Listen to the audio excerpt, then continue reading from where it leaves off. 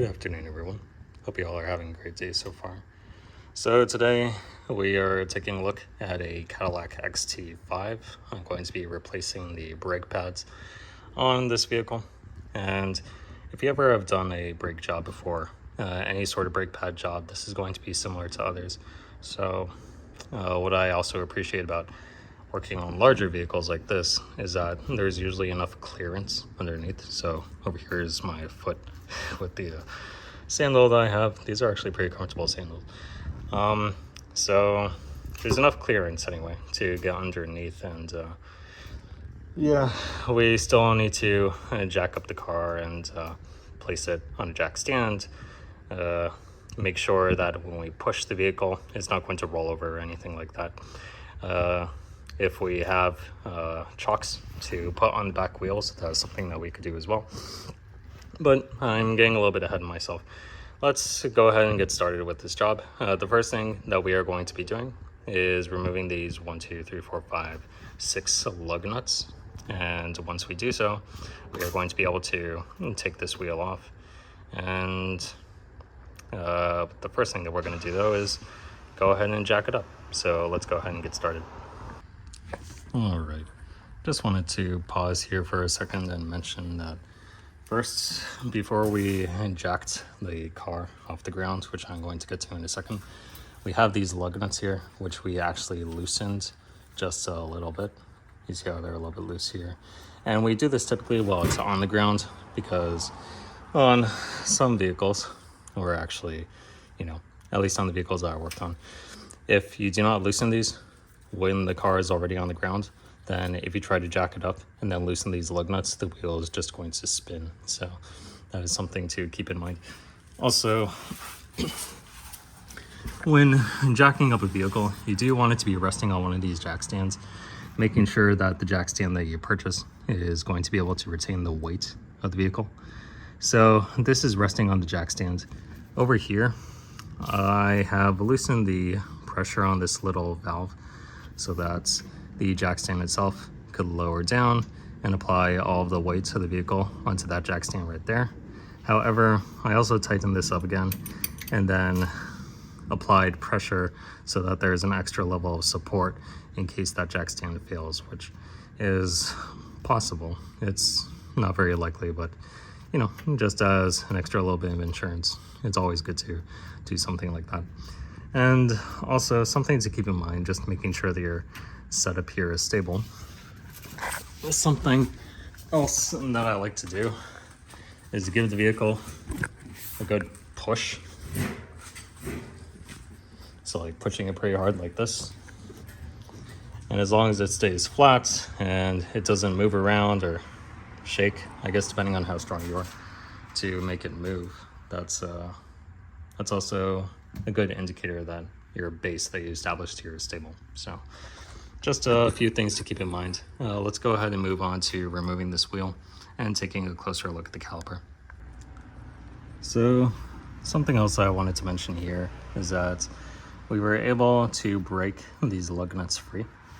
However, you may find that one of the lug nuts might be a little bit tight to get off.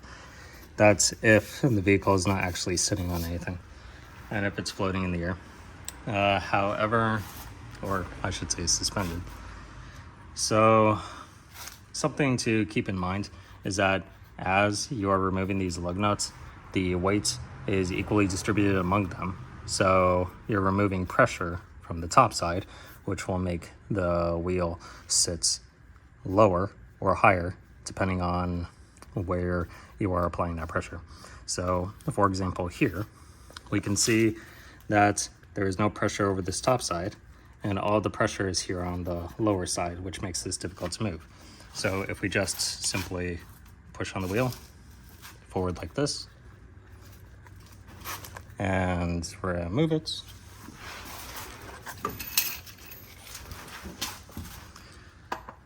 as you can see, I'm applying pressure here.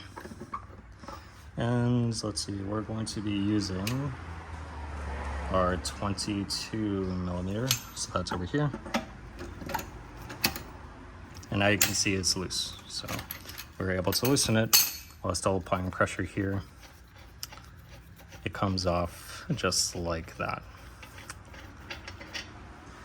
Yeah, so if you ever find that the last lug nut is a little bit difficult to remove, just understand that as I'm pushing on this wheel, we can see that it's moving sort of side to side like this. So you need to make sure it sits evenly while you are removing these lug nuts. Okay, let's go ahead and remove this wheel and take a closer look at the caliper.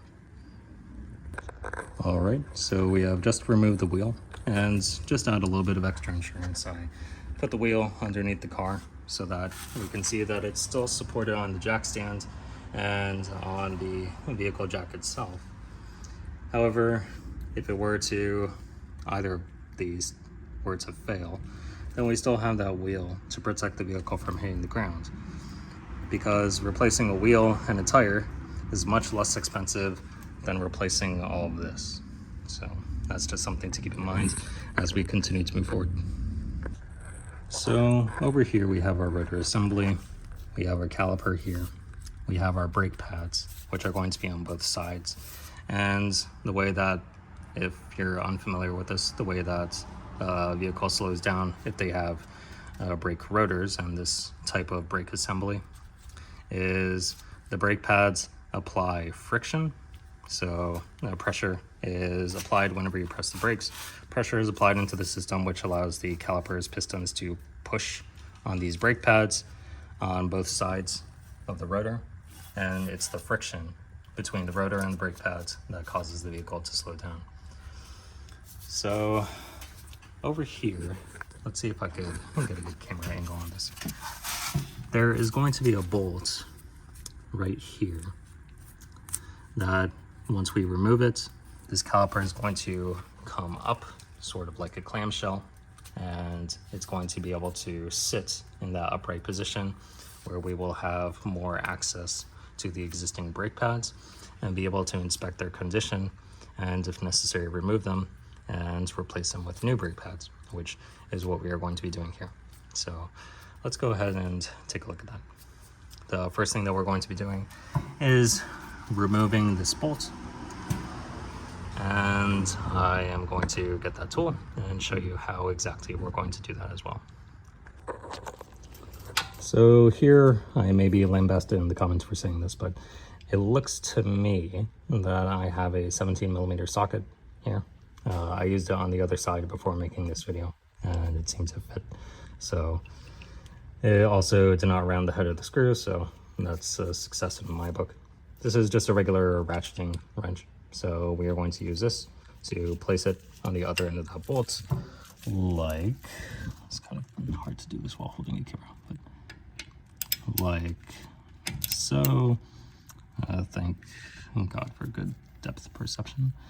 And we are going to loosen this and take out the bolt. So I'm going to go ahead and do that. Let's just make sure that I have this thing. Okay, this is Titan, so I'm gonna put it on loosen. And let's see if I could do this while holding a camera. So these could actually be on pretty tightly. I'm not left-handed. Let's try to do a little switcheroo here.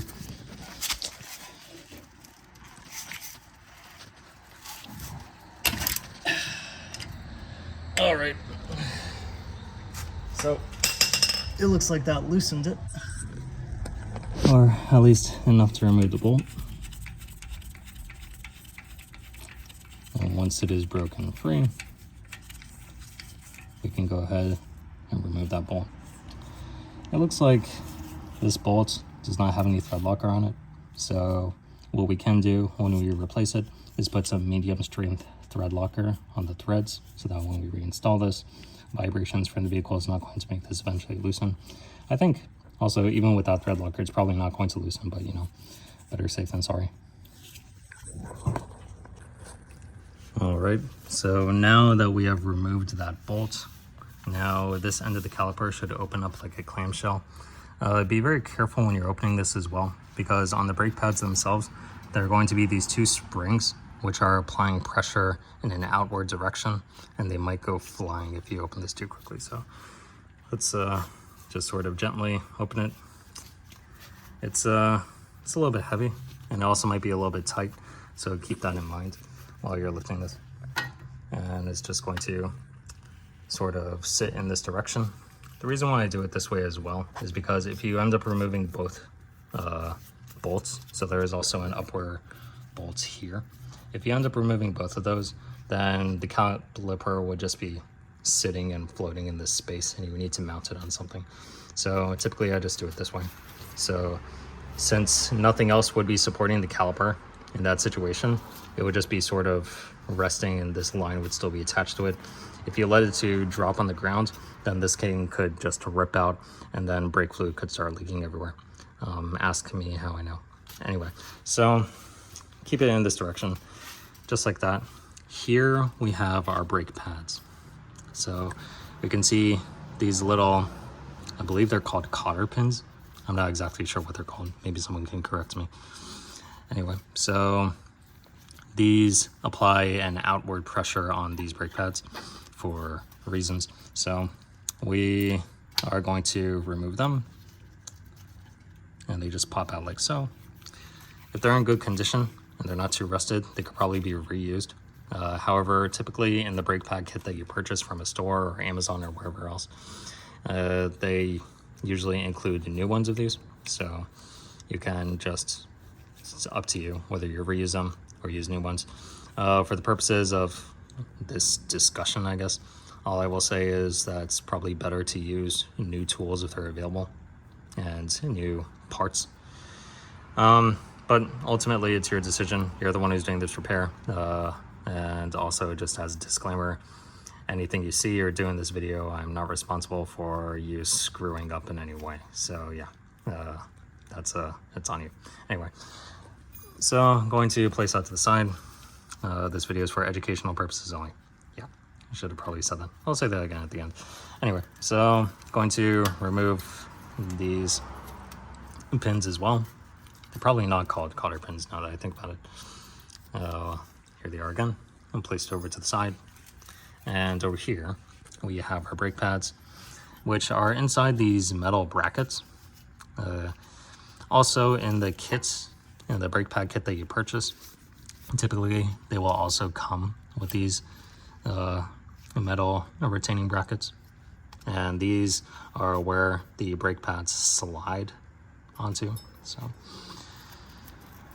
now, if you just sort of shimmy these back and forth, you should be able to loosen them just enough to take them out.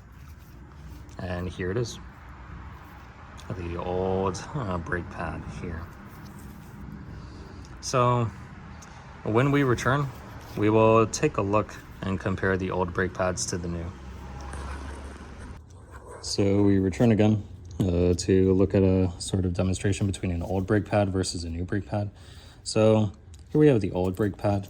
We can see that this material is sort of thinner, and there's definitely more wear on this one versus the new one. If we were to put them side by side, you can also see how much thicker that material is. So yeah, these little pins that are riveted on the side. So as the material continues to wear down, you may hear a slight screeching noise. And when it starts to rub against this pin right here, the edge of this, so you can see the comparison between how much material is left as well as how much clearance there is on the tip of that pin right there. If the rotor starts scratching on this, it will make a grinding sound like you would not believe. It is incredibly loud, and it's basically yelling at you saying, replace me or fuck up your rotors forever. And yeah, it's pretty serious. So don't ignore those sounds. Make sure that you either do this yourself or that you take it to an appropriate mechanic so that they can take care of it and charge you several $100s for something that takes less than 30 minutes. So yeah, it's you can also see the wear here. You can see the plenty of rust. Typically, at least in my experience, someone can correct me if I'm wrong, but there have been mainly two types of brake pad material here. One is graphite or graphene, and the other is ceramic. In my experience, the graphite is more durable and it lasts a longer time. The ceramic, it's quieter, but it also produces a lot more dust. So typically I would prefer graphite, but I guess manufacturers are moving towards providing ceramic. Maybe I could be completely wrong about that. That's only my perception. If anyone else has any further information, then feel free to post comments and let me know. I'm also always interested about learning more about these things as well. But yeah, I really don't care for quieter brakes. In my opinion, I just prefer purchasing more durable parts so I don't have to replace them so frequently all the time as well. So yeah, that's just my perception. Other people may have different opinions about something like this, but you know, it's an interesting conversational topic. Maybe there is something that I don't know about ceramic brakes that are vastly better than graphite. But yeah, always open to learning more about it. So let's go ahead and begin replacing these brakes. So these brake pads I'm using, they are called this Element 3 brake pad. Apologies for all the noise. There's a lot of traffic outside here. Actually, let me see if I could try that again. Okay, there we go. Yeah, the lights are not gone for some reason in the last recording, but I'm using these Element 3 brake pads. I'll show you the box over here in a little bit. But basically, these sort of slot in. So if we just situate them in such a way that they fit on their brackets, then they should be able to just slide into place like that. Now, inside the kit that you received, like I mentioned before, they would have a replacement for these little metal pieces, these retaining brackets for the new brake pads. However, it's up to you whether or not you choose to replace them. If they seem to be in good condition and there's no actual pitting or they're not, breaking apart in your hands, then you could continue to reuse them. However, if you decide to replace them, they are available in that kit as well. So ultimately, I'm just deciding to leave them as it is because I am lazy. But yeah, I am just going to accept the consequences for that and continue to proceed with the installation. Now, there are little holes on each side of the brake pad that we've seen right there, right here on the edges. And they're also going to be here as well. And that is where those pins that we took a look at earlier, that's how they're going to be retained in place, applying that outward pressure on the brakes as well. So let's go ahead and get those pins and insert them there. All right, so I have the new pins here. I'm actually amazed that I'm doing this entire thing left-handed because I am not left-handed. So depth perception is working today. Let's insert one end into one of the holes here and the other end into the other hole there. And as you can see, it's already applying outward pressure here. So doing this with one hand is going to be very, very difficult. But yeah, I just really hope that this is going to work. Something that I did not mention before is that over here, you do want to clean this area out for any rust or any sort of debris so that these brakes can move and slide easily. That's pretty important, and that's also probably the reason why you want to replace these little brackets. So I cleaned those off camera to the best of my ability, but if you want to do this properly, then you could give it a more thorough cleaning as well. So let's see. We are going to be placing these on a hole right here. Nice and easily. There we go. And then this one as well. This is going to apply a lot of outward pressure. So once again, trying to have the edge of my hands here holding it. And now there it is. I am holding it with one hand because right now there's a lot of outward pressure being placed on that. So yeah, let's just sort of leave it like that, and it's going to sit just like that, hopefully staying in place. When we put the caliper back on, we're going to need to push these back together. But yeah, and that's just, you know, something else to keep in mind. So leaving that as it is, we have the caliper here.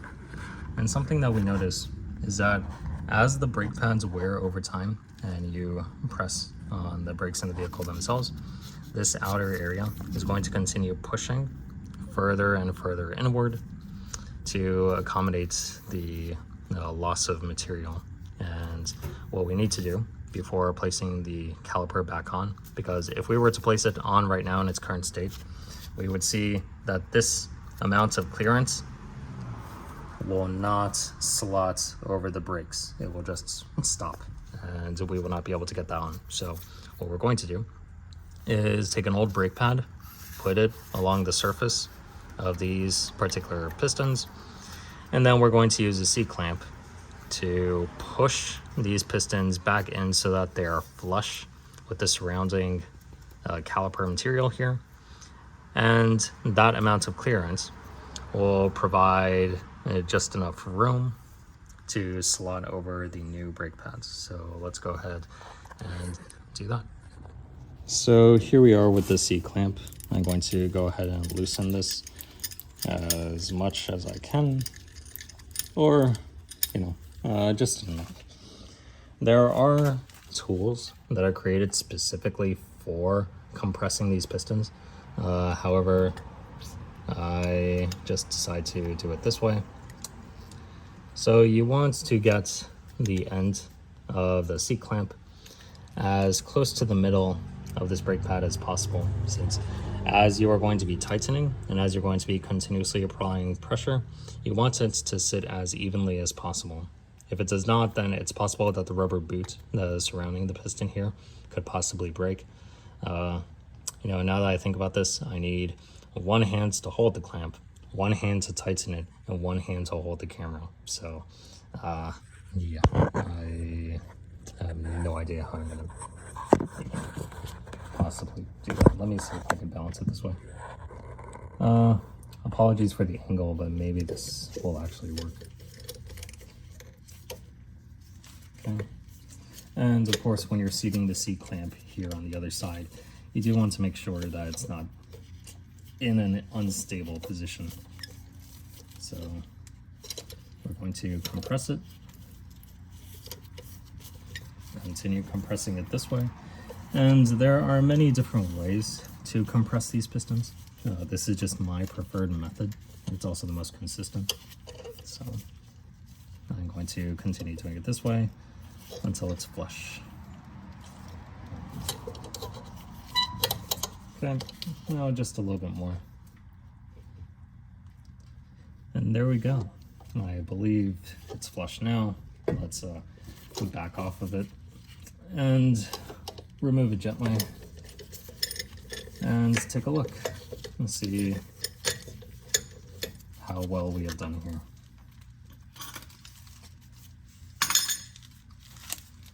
Okay, so now we can see that the piston is completely flush.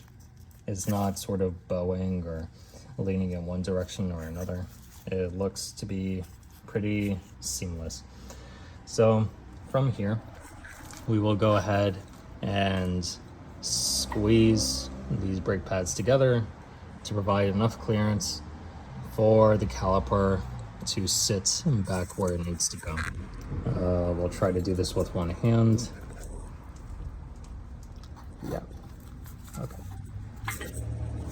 And it's on top of my hand, that's fantastic. Let's nice and easily let it sit. Okay. It's not quite sitting down. Yeah, so it's a little bit tight because of that outward pressure that's being provided by the brakes. Let me try to, oh, actually, I'll do it this way. that provides enough weight, so let's try to do that. So providing enough pressure on the brakes, so let's try to back off and put it back on again. There we go. It's not easy to push. Oh, there we go. So over here, when we removed this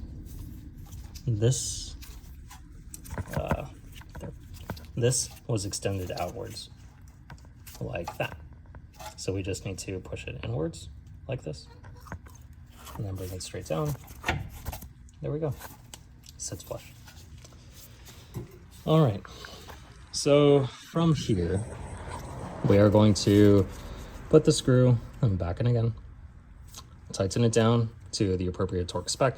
I do not know the appropriate torque spec for this vehicle, so I tighten it all the way down and then some. And that should be good enough. Myself accepting any consequences that occur from there, as you should as well. So yeah, let's go ahead and tighten that bolt. I'm not really sure why I did not just, do it this way earlier, but I'm going to put the screw over here.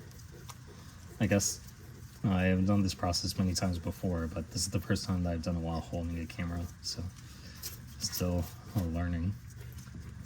After the bolt is hand tightened here, I'm not even sure this is a good angle, but it should be good enough. Let's see. Okay, it's tightened, hand tightened. We're going to take our ratcheting wrench, make sure it's untightened, and go ahead and tighten that bolt down. So there is an appropriate torque spec for this, but first I tighten it all the way until it stops. I back off. Come on, let's get it seated again. I'm sort of doing this blind because of the camera. And then we tighten it just a little bit more. There we go. Yep, that's good. Okay, so now that the brake pads have been replaced, we can go ahead and place the wheel back on. Before I mention that, there are probably other steps here as well, such as checking the brake fluid and testing the brakes, etc. That is not really the purpose or the point of this video. The main point is just showing the replacement of the brake pad process. So that's, in very basic terms, how it's done here. And let's go ahead and replace the wheel. So when we get back, we will take a closer look at that. So now that the wheel is back on, we are going to begin by replacing the lug nuts here. And you do want to be applying an even pressure along the perimeter of the wheel so that each of these lug nuts can go in evenly. Because if, like I said before, if the wheel is sitting to a little bit bowed from the bottom or from the top or from the sides, because it's round, it could bow in any direction basically, then it will be difficult to get the rest of these lug nuts situated in place. Like for example, this one here, because the vehicle is bowing in sort of a left to right direction, since the only bolts I have here are up and down. So let's put in the rest. And then from there, we will go ahead and tighten them. And we will be tightening them in a star pattern. So let's put these back here.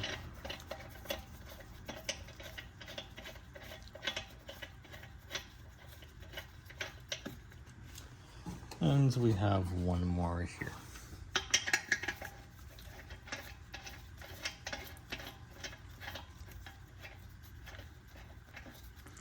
So now the wheel is sitting evenly on its lug nuts. Well, it's not the wheel that's sitting on the lug nuts, it's sitting on the bolts. But all of them are hands tightened. So off camera, I'm going to tighten each of these. And the manner in which I do this is by going across so that the wheel sits evenly. So it'll be 1, 2, 3, 4, 5, 6. So once more, starting from the center, 1, 2, 3, 4, 5, 6. Or some kind of derivative of that. It doesn't need to be exactly that way. It just really depends on where you start from. You always want to be going from the bolt that is across so that the wheel can sit evenly. So that's 1, 2, 3, 4, 5, 6. And additionally to that, when you are tightening them, you tighten them so they're hand tight. You don't actually torque them all the way. So you're doing that cross pattern by hand tightening them, and then later you're going to torque them down to spec. I do not know what the spec for torquing these are. Maybe it's 50 or 55 foot-pounds or something like that. I don't know. But for your vehicle, it might be different. For this Cadillac XT5, I don't know anyway. So I just use the tried and true method of tightening it all the way down and then some, like a quarter turn or a half turn or whatever. And then we go ahead and do that. So let's go ahead and finish that up off camera and then wrap up this video. All right. So now that we have replaced all the lug nuts, we are going to go to the bottom of the vehicle with a super shaky camera. And we are going to begin by making sure that this bleeder valve over here is tight. And taking a look here, the vehicle is still on this jack stand. What we are going to be doing from here is very slowly releasing pressure from this so that this will go down. I'm actually getting ahead of myself. Want this to be tight so that we can raise the vehicle. We can move the jack stand away, and then we can slowly relieve pressure on this so that it moves downwards. I don't know why I didn't say that the first time, but yeah, it's a lot of work. Okay. Let's go ahead and do that. So once again, just applying a little bit of pressure.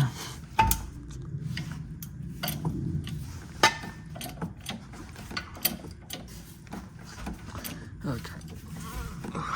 There we go. And now this should be able to move freely. And then from here, I really wish I could balance this camera somehow. So my apologies for the incredibly poor camera angle, but basically we are loosening this bleeder valve here very, very slowly so that this vehicle can lower down in a controlled manner, making sure that we are all safe when we're doing something like this. So once again, keep safety in mind. And I already said the disclaimer at an earlier point in the video at least, but I guess as good a time as any, I'm not responsible for any injury or harm caused to you, yourself, or others. When lowering the vehicle down to the ground, you assume all responsibility for any of your actions while performing any repairs to your own vehicle or to anyone else's. And yeah, this video is for educational purposes only, so take it as it is, similar to all of my other videos. It's a shame that I need to even say that, but you know, when it rains, a lawyer makes money in this country. So anyway, so slowly release pressure here. Slowly, very slowly. That was a little bit fast. Slowly, like I said. And basically what I'm doing right now is I'm sort of releasing pressure, tightening, releasing, tightening, releasing, tightening. You just want to continue doing this just to keep yourself safe.